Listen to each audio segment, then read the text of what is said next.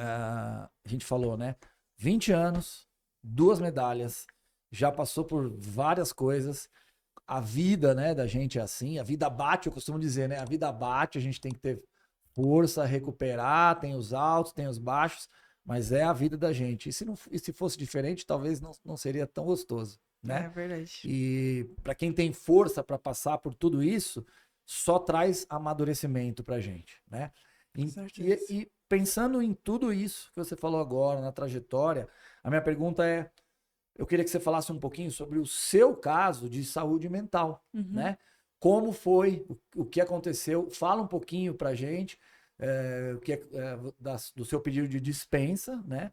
E aí, emendando já nisso, quero que você fale um pouquinho sobre saúde mental e qual é a mensagem que você deixa para as outras gerações, para as atletas, não só de voleibol, não só atletas, mas para todo mundo em geral que assiste e gosta de você e do voleibol brasileiro. Uhum. Não É, sei nem por onde começar. o tempo é todo seu. Você Tá. você precisar de um papel aqui para escrever, montar uma linha do tempo, tá aqui na mão, tá? Não, acho que eu vou começar do começo, realmente.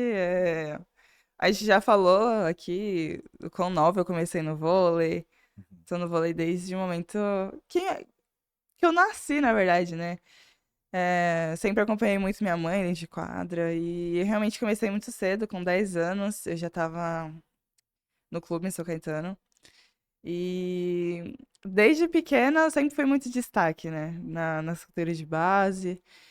Mas desde pequena eu sempre senti muito essa pressão Aham. de, cara, de ser a melhor, de poder me tornar jogadora de vôlei profissional. Então, E essa pressão vinha de onde? Interna. Você com você mesma. não. Conhecendo sua mãe eu sou suspeita. Para quem não sabe, a Cissa foi campeã mundial juvenil, uma das melhores atletas que, pelo menos que eu já tive, mas com certeza uma das melhores que a gente já teve no Brasil. Uhum. E ela, é, antes de você falar, eu tenho certeza que ela te dá todo o apoio. Nossa. De onde você sentia essa pressão? Explica para gente Ai, melhor isso. não tanto de mim. Quando eu paro pra pensar no vôlei, eu vejo muito como diversão. Acho que eu me divertia muito dentro de quadra quando assistia minha mãe jogando. Uhum. Mas acho que é das pessoas ao redor, né? Dos técnicos, é, até mesmo das meninas, companheiras de equipe, das pessoas que assistiam de fora, os pais, de que eu podia ser melhor de alguma forma, que eu podia, sei lá, ganhar jogos, sets, pontos. E, na verdade, eu só queria me divertir. O fato de você ter essa capacidade, você acha que isso te trouxe uma responsabilidade um pouco maior com o passar do tempo? Porque a diversão é fundamental. Uhum. E com o tempo, essa responsabilidade vem, né? Com certeza. Eu acho que as pessoas já me viam como uma atleta, de alguma forma, assim. E meus pais sempre me deixaram muito à vontade pra eu descobrir se eu realmente queria jogar vôlei ou não. Eles sempre me perguntavam, filha, tem certeza se você quer ser jogadora de vôlei? E eu sempre dizia que sim, porque o vôlei sempre tomou um lugar na minha vida, que nem eu falei, de diversão. Eu sempre tive muito prazer de estar dentro das quadras, de assistir minha mãe, eu vibrava com isso. E as pessoas, a partir do momento que eu entrei, já me viam como, cara, essa menina é diferente, essa menina pode ir além. E elas começavam a me cobrar como se realmente eu já fosse. Então, eu sempre joguei com as meninas mais velhas. Eu sempre tive responsabilidade como as mais velhas. Eu nunca viraram pra mim, tipo, dentro de quadra e falaram: "Não, a Ana não tem, não vou cobrar ela porque ela é mais nova". Muito pelo contrário. A Ana, se ela é uma das melhores, ela vai ser cobrada como uma das Como melhores, adulta. independente da idade dela. Aham. Então, eu sempre senti muito isso. Por dentro, em casa também, meus pais sempre me ajudavam, né? Me direcionavam, porque principalmente minha mãe já viveu isso no vôlei. Então ela sabia muito bem como lidar. Então, a minha pressão interna, eu tentava sempre balancear. Uhum. Cara, não vou me cobrar tanto nisso, já tô sendo cobrada. Não, tá tudo bem, eu não preciso ser assim, eu não preciso fazer isso. Eu posso ir com calma, eu posso ir do meu jeito. E aos poucos as coisas vão fluir. Então eu tentava balancear a situação, né? É. E desde pequenininha nesse meio, fui crescendo, fui avançando as etapas, né? Importante lembrar, quase nunca você tinha folga, né? Ah, não, Quase nunca. Era de um time pro outro. Tava no sim, infantil, tinha que ir pro infanto. Tava no infanto, tinha que ir exatamente. pro adulto ou pro Aham, juvenil. Não tinha folga, né, Ana? Muito não, nova e sem folga, né? exatamente. Quando eu jogava no Mirim, eu já dobrava no infantil, jogava titular nos dois. E era jogo direto, toda semana, às vezes 2, 3 vezes por semana tinha que jogar. E como eu falo, sempre foi um prazer pra mim, mas isso também, Foi acumulando, exatamente, traz acumulando. esse cansaço, traz, é, junta com a pressão, são pequenas coisas que vão acontecendo na vida que às vezes você vai deixando de lado, vai passando despercebido, mas que no final sempre conta, né? É. Uhum.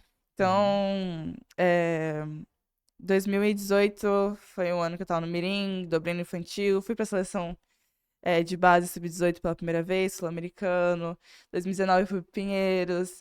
Foi um ano que eu só joguei na categoria sub-19, apesar de eu ter 14 anos. Foi. 14, 15 anos. Foi o ano que eu tava lá. Exatamente. É. Então, eu também fui pra seleção de base sub-20, pro Eu Mundial. lembro que você dobrou, Aham, fez as suas.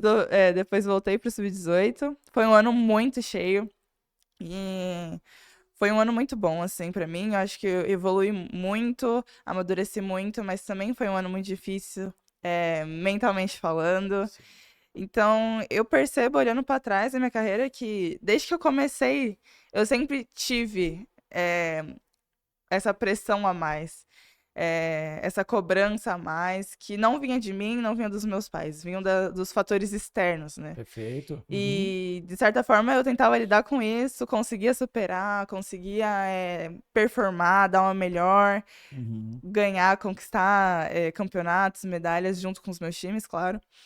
É, mas sempre acumulando, né? E veio a pandemia, a gente tinha planos realmente de ir pra fora. Não consegui ir naquele ano, fiquei no Sesc Flamengo, tive a oportunidade de jogar na primeira Superliga. É, e também foi um momento muito especial pra mim, muito bom, foi um momento de muito crescimento. E tudo isso num ano só, hein? Nós 2019, estamos falando. 2020, aham. Então, mas a sequência. Não, Sim, não, acho que chega num momento que o ano vira, você nem sabe mais que ano tá, exatamente, né? exatamente. Então, fui pra lá, é uma coisa atrás da outra, realmente.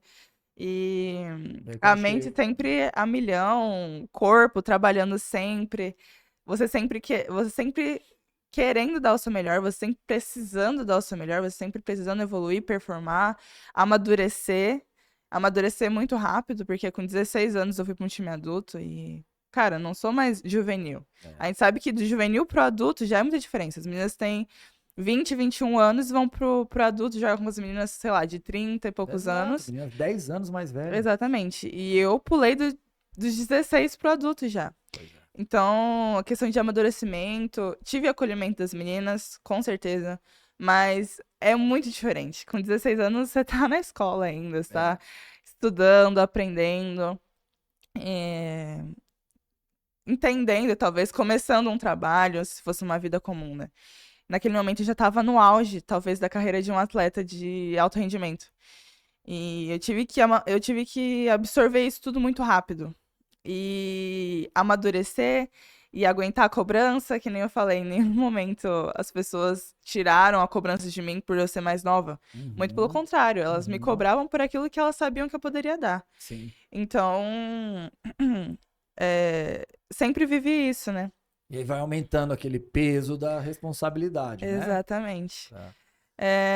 Foi um Você, ano. você, você vai concluir o raciocínio, Ah, desculpa te não, imagina. cortar, mas isso é uma mensagem minha, tá?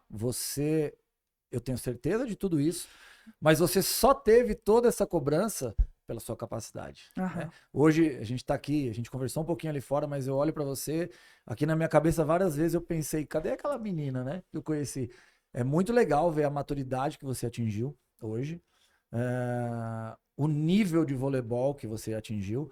Você Uhum. falou várias coisas aqui agora e eu tava pensando, você tá falando sobre a dificuldade. Então, assim, não tem migué. Não dá pra dar migué. Dá pra dar migué, Ana? Hoje em dia é o tempo inteiro no limite. Porque se Sim. você não fizer, alguém vai fazer e vai engolir, Sim. né? Seu lugar. Então, durante as lives aqui na Olimpíada, você vê o pessoal falando de um determinado jogador ou jogadora, fala, o cara tá dando migué, esse cara é o termo que eu particularmente não gosto nem um pouco de ouvir, quando eu falo assim, esse cara é pipoqueiro. Não existe isso. Isso não existe no alto rendimento, né? E aí a gente, com tanta dedicação e ter que ouvir esse tipo de coisa, não é o seu caso, e se falar também, eu saio jogando caderno, prancheta, que eu não deixo, tá? Teve um cara numa live que falou, mas Ana Cristina, eu nem sei o que ele falou, então eu vou só reafirmar aqui que eu fiquei com os números na cabeça. Teve uma hora do jogo que você saiu, você tava com 55% de recepção, melhor recepção, o melhor saque do jogo naquele momento, estava como segundo melhor saque na Olimpíada. Então, assim, eu só posso te dizer parabéns pela maturidade e evolução com apenas 20 anos. Obrigada. Tem muita coisa por vir ainda. Pode continuar seu raciocínio. Obrigada. Imagina, não. Não, daí depois do Sesc. Não, na temporada do Sesc Superliga. Flamengo, exatamente. Foi uma temporada muito difícil também, porque eu tinha que estudar de manhã. Falei, poucas pessoas sabem disso, mas eu estudava de manhã, das 7 até 1h, ia treinar mais cedo, chegava, fazia academia, fazia específico, treinava com as meninas, coletivo, depois tinha que voltar pra casa e fazer trabalho. Então, todo mundo tava treinando de manhã, você tava na escola. Tava na escola. Era online, né? Mas. Sim, mas aí você. Não, o treino da manhã não vou fazer. Vai fazer Vou sim. fazer Chegava sim. antes. Chegava antes pra treinar. E foi aí que eu percebi o quanto a vida de atleta profissional é difícil. Porque percebi o quanto o esporte demanda da gente. Chegou uma hora que eu não conseguia mais, eu não queria mais estudar, não queria mais jogar, não queria mais fazer nada. Deu um burnout. E meu rendimento, consequentemente, na quadra começou a cair. Poucas pessoas sabem, poucas pessoas perceberam, mas isso realmente aconteceu. E eu senti na pele isso. Mas tudo bem, eu consegui superar. Teve um momento ali que eu tive férias da escola, que eu consegui focar um pouco mais no vôlei, consegui voltar a crescer e continuar o campeonato Superliga, né? E naquele momento que você... Não, você vai chegar lá, né? Que se você não chegar, eu tenho uma pergunta da pergunta. Vamos Tá lá. bom. Não, e daí acabou a Superliga Sub-20. Sub-20. Acabou a Superliga 2020. Era muito campeonato. Superliga, Sub-20, Sub-18, acabou a Superliga Sub-20. Não, acabou a Superliga 2020, 2021, fui convocado pela primeira vez na seleção. E aí? 2021. Perfeito. Emoção. Nossa, foi uma emoção e tanto. A primeira convocação para a seleção adulta, muito feliz. Tinha acabado de sair da Superliga de uma maneira muito boa, né? Tinha jogado muito bem. Minha primeira oportunidade de jogar uma Superliga, mas muito confiante, né? E tive a oportunidade de ir pra VNL com as meninas. Não joguei tanto, mas foi um momento ali que eu evolui muito, acompanhei muitas meninas. Fui para as Olimpíadas também. E, nossa. Qual é o tamanho desse salto, Ana? Porque é um salto muito grande, né? Você jogou categoria de base, mirim infantil, aí você já tá na seleção sub-18 e sub-20, muda o nível do campeonato. Aí já Superliga, muda mais ainda, e aí seleção. É muito grande o salto, né? É muito grande.